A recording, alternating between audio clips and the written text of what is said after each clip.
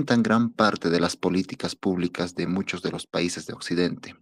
Más allá de eso, yo quería hacer este pequeño análisis de un preámbulo para decir que si bien una teoría conspirativa tiene una base bastante cierta, no vamos a negar que hay muchos hechos que han terminado siendo ciertos. La crítica a la Agenda 2030 yo la comparto al mismo nivel que lo hace el expositor Anatoly, pero en este sentido... Y yo tengo una pequeña diferencia de que tal vez no encuentro esa relación de dominación necesaria, que creo que es uno de los elementos más negativos que puede tener una teoría conspirativa al poner como un gobierno, un ente o una persona que quiera prácticamente adueñarse dentro del poder mundial, sino que son mayormente procesos que han habido a lo largo de la historia, del tiempo, de distintas etapas. Si uno la analiza, por ejemplo, la teoría de género, no inicia en realidad con la ONU, inicia mucho más antes, es un proceso evolutivo que empieza con los primeros movimientos feministas, con Wood and Scrap, el mismo John Stuart Mill, o sea, primero, curiosamente, feministas liberales burguesas.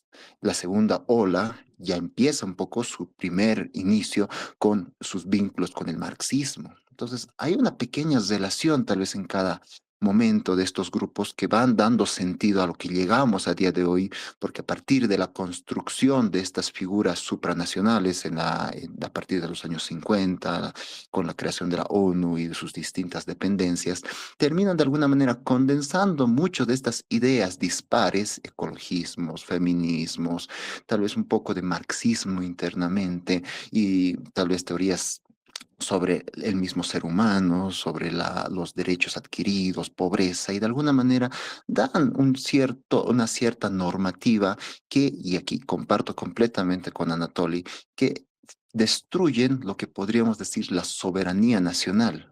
Bien o mal, para mí que en este sentido, estas teorías conspirativas tienen una vigencia bastante interesante, más allá de que, como José decía, hay ONGs, hay instituciones que han logrado tener tal vez una pequeña relevancia en la actualidad, que han tenido ciertos cambios o críticas, pero muchas de estas han sido funcionales para crear sistemas legales que han sido de alguna manera generales en todo Occidente. Podemos ver sistemas que han ido llevándose desde la América Latina, desde Europa, pero lo particular, y aquí con esto mi punto va, que hay cuatro países específicamente que no han logrado tener esta adhesión a estos sistemas supranacionales. Estos cuatro países, bueno, hay más, pero en realidad los más paradigmáticos son los Estados Unidos, Israel, Rusia y China. Si a día de hoy vemos, son los países que menos han ratificado los tratados de derechos humanos, derechos accesorios a derechos humanos de la ONU.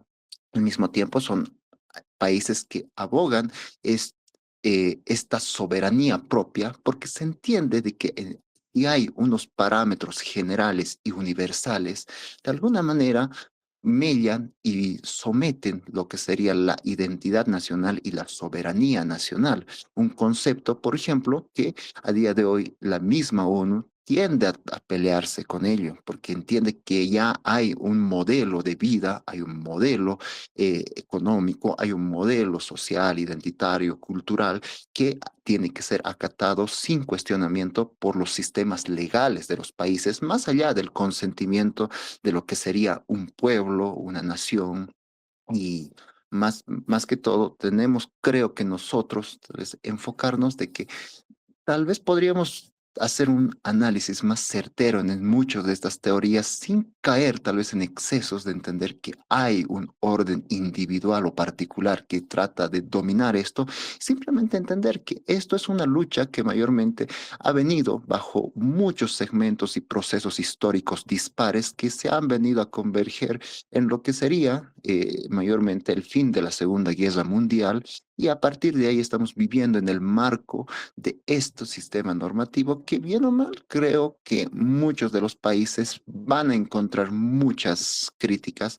No es ajeno que muchos de nosotros tal vez tienen alguna crítica inherente ante algún punto que puede tocar sobre tales temas de ecología, temas de feminismo, identidad, temas LGBT, etcétera, que muchos de estos temas son ajenos tal vez a nuestra cultura, son ajenos a nuestra nación, pero estas convenciones internacionales aparentemente habrían creado esta aparente unanimidad y esta aparente verdad, y un concepto bastante tal vez muy duro para un campo filosófico. Y con eso concluyo. Muchas gracias, ¿eh?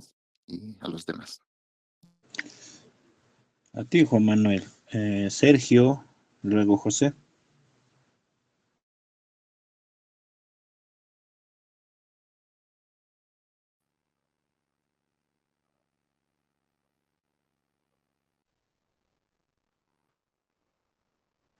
No se te escucha, Sergio.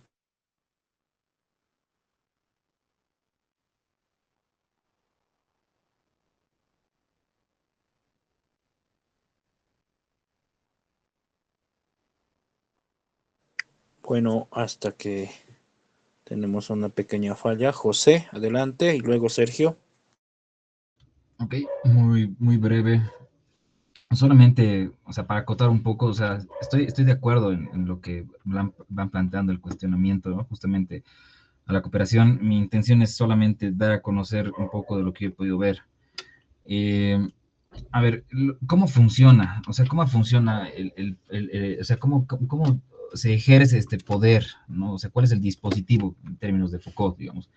¿Cómo ejercen este poder sobre los gobiernos? Porque no puede venir las Naciones Unidas y agarrar y mandar a alguien y decir, esto van a hacer. O sea, no funciona de esa forma, ¿no? ¿Cómo podrían imponer, ¿no? ¿Cómo funciona realmente este proceso?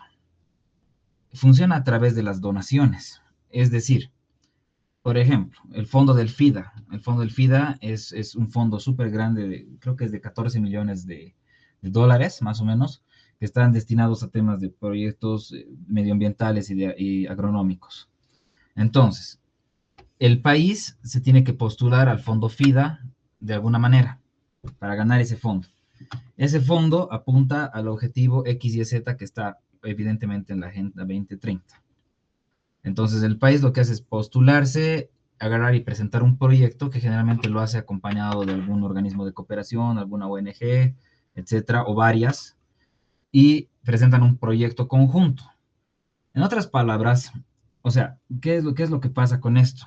Que son fondos grandes, o sea, y eso el poder económico en realidad el que influencia a que los países ejerzan estas políticas, porque son fondos que están ahí flotando, digamos, que son parte de, o sea, tampoco es que salen de la nada, son parte de impuestos, los países, hay muchos países que tienen que destinar cierta parte de su presupuesto nacional para el tema de cooperación internacional. Entonces dividen ese presupuesto que están destinando para eso y hay como una nube de presupuestos ahí arriba, digamos, que financian estos proyectos.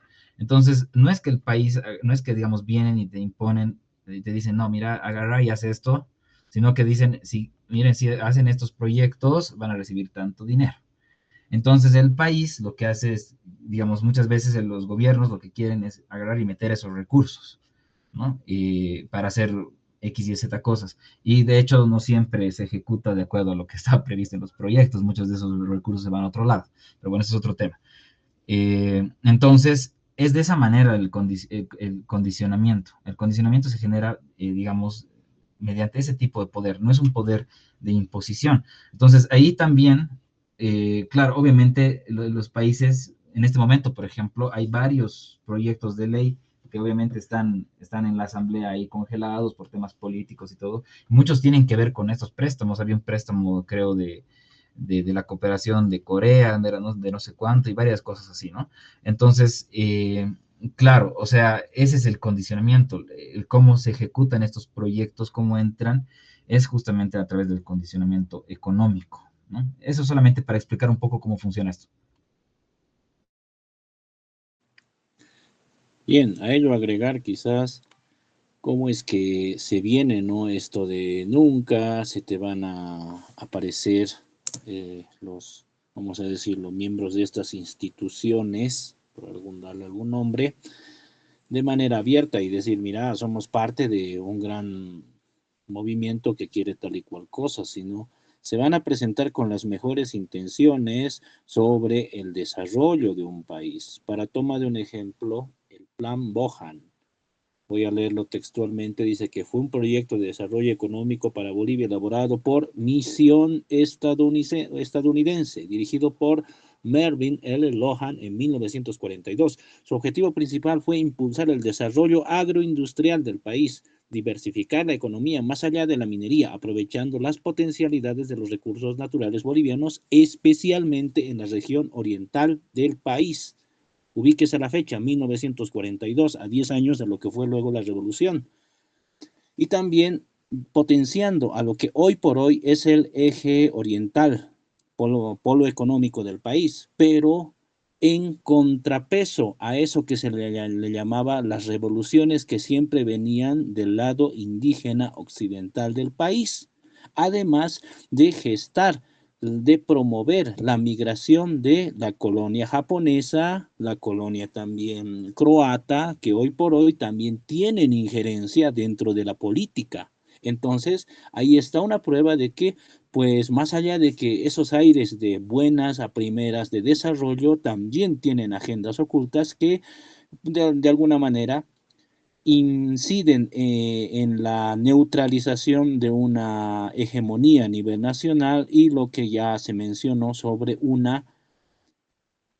carácter de, más allá de la autonomía, de soberanía como tal dentro de nuestro país. Eso al parecer, pero tiene que ver mucho con esto. Siempre te vienen con este cuento, con esta narrativa de que es por el bien del país, pero siempre habría que estar pilas sobre qué tan bien es y qué tan conveniente también es para ellos. Ahora sí, Sergio, y luego Juan Manuel. Bien, ¿me escuchas? Ahora sí, ¿me escuchas? Perfecto, ahora sí. Gracias, Ken. Excelente exposición. Agradezco la exposición que hizo Anatoly, muy precisa, un poco larga, pero muy precisa en algunos puntos. No podríamos tratar de conspiración este tema porque el tema que se ha planteado, imperio, hegemonía y las injerencias en el Deep State, no podríamos tratarlo de conspiración toda vez que la conspiración tiene otros parámetros, otros requisitos para ser tratada como tal. A pesar de que citó Anatoly al grupo QAnon, que creo que es la secta o la organización que tiene a Trump como el mesías más relevante de salvar el mundo, y ahora habiendo ganado las elecciones, bueno, pues QAnon debe estar muy feliz en ese sentido.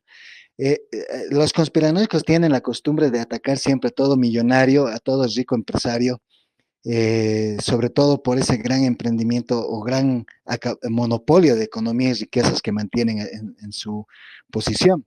Ya lo hicieron con Bill Gates, ya lo hicieron con George Soros, lo hicieron con este mexicano petrolero Carlos Slim. Y bueno, pues siempre tratando de buscar que estos millonarios quieren expandir su poderío económico, aprovechando el capitalismo asentado en algunos países subdesarrollados como el nuestro. Entiendo yo prácticamente esa situación. Sin embargo, yo he entendido más la exposición de Anatoly como aquel filósofo que se pone a pensar a dónde está derivando estas cosas y en el mejor posible de los escenarios, en el mejor mundo posible de que ocurra esta situación de estos poderíos que se están encargando de asentarse con agendas, ya sean culturales o ya sean agendas políticas, económicas o socioestructurales en algunos países, dependería, pues, en todo caso, dependería de que los países subdesarrollados tienen un sistema que articula o que se articula o es subsidiario a este tipo de agendas, a este tipo de poderes externos que de alguna manera agilizan que estos imperios puedan asentarse y puedan hacer funcionar lo que ellos más que todo quieren. Yo me acuerdo en una charla en la vicepresidencia, vino acá ¿qué se llama este señor? Michael Hart, y creo que también vino Antonio Negri, no me acuerdo muy bien cuando estaba todavía el gobierno de Evo y estaba el vicepresidente Álvaro García Linera y daba esas cosas, ¿no? Incluso lo tengo aquí en mi mano, nos regalaron ese entonces Pensando el Mundo desde Bolivia y ahí está Tony Negri y Michael Hart más o menos tratando de exponer un poquito la obra que ellos tenían que se llamaba Imperio, esa obra que habían sacado ellos en el año 2000 más o menos, creo, ¿no? Y me parecía interesante que la